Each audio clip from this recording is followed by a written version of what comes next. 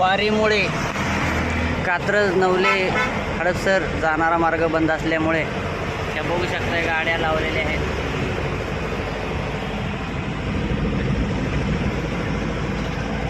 सगळा रस्ता बंद आहे. पालखी पुढं सासवडला हलेल तेव्हा रस्ता संध्याकाळी सोडला जाईल. नवले ब्रिज पाचशे सगळ्या गाड्या थांबवलेल्या आहेत हायवेला.